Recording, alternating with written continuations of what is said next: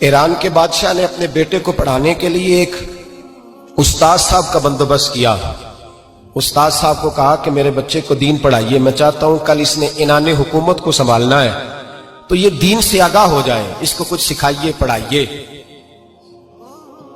بہت نیک بزرگ بڑے درویش عالم پڑھانے لگے، اسباق مکمل ہو گئے، دین کے اسباق قرآن مجید پڑھایا، احادیث طیبہ کا درس دیا، اصول فقہ سے روشناس کرایا۔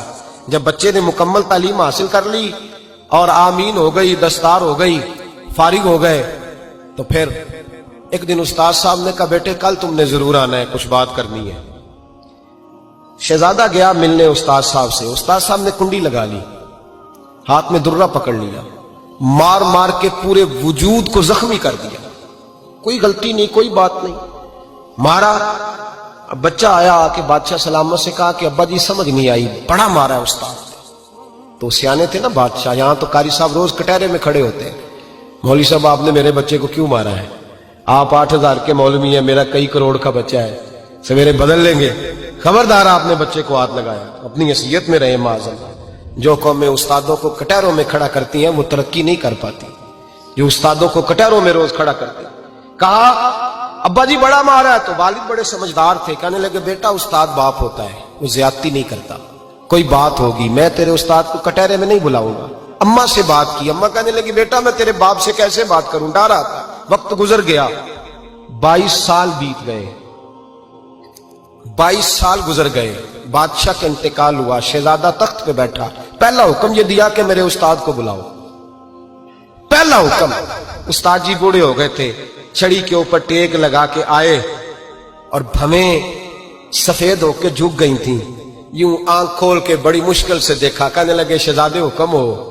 کب میں شہزادہ نہیں، اب میں بادشاہ بن گیا ہوں۔ استاد جی 22 سال بیت گئے، آپ نے مارا تھا، پر وہ درد چونکہ زیادتی کی تھی، میرا قصور کوئی نہیں تھا، تو نہ میری روح سے درد گیا ہے نہ میرے جسم سے گیا ہے، میں بے اختیار تھا، پوچھ نہیں سکتا تھا، آج با اختیار ہوا ہوں۔ سب سے پہلے پہلا حکم آپ کو دیا، بلایا ہے، بتائے کیوں مارا تھا، کیوں مجھے مارا تھا، میری زیادتی بتائے۔ تو استاد، بوڑھے استاد کی آنکھیں آنسوؤں سے بھر گئیں، کہنے لگے بیٹے بس آج کے دن کے لیے مارا تھا، یہ جو دن آ گیا نا میری زندگی میں اس لیے مارا تھا، یہ میں چاہتا تھا میری زندگی میں وقت آئے، آج کے بس میری مراد پوری ہو گئی۔ کہا صاحب کس لیے، مجھے بھی سمجھائے۔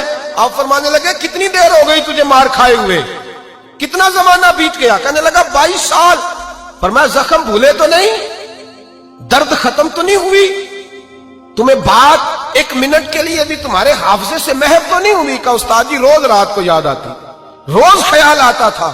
استاد کہنے لگے بھائی تو بے اختیار تھا، پوچھ نہیں سکا، 22 سال تجھے یاد رہا، مجھے پتا تھا تو ایک دن حکمران بنے گا، میں نے تجھے اس لیے مارا تھا کہ بیٹے یاد رکھنا، کسی پہ ظلم نہ کرنا، اگر تجھے 22 سال تک یاد رہا ہے تو جس پر تو ظلم کرے گا اسے بھی قیامت تک یاد رہے گا، اور یہ یاد رکھنا تو آج با اختیار ہوا تو تو نے مجھے بلا لیا ہے، قیامت کے دن غریب با اختیار ہو جائیں گے، مظلوم با اختیار ہو جائیں گے، وہ با اختیار ہوں گے للہ الواحد القہار، رب کریم کی بارگاہ کے اندر ان کا اختیار ہوگا، اکیلے اللہ کی حکمرانی ہوگی۔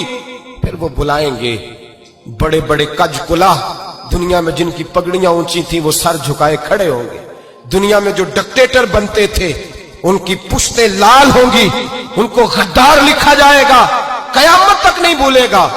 ظلم کرنا تو سوچ سمجھ کے کرنا، اتنا کرنا جتنا تم سہ سکتے ہو، اتنی زیادتی کرنا جتنی قیامت میں تم برداشت کر سکتے ہو۔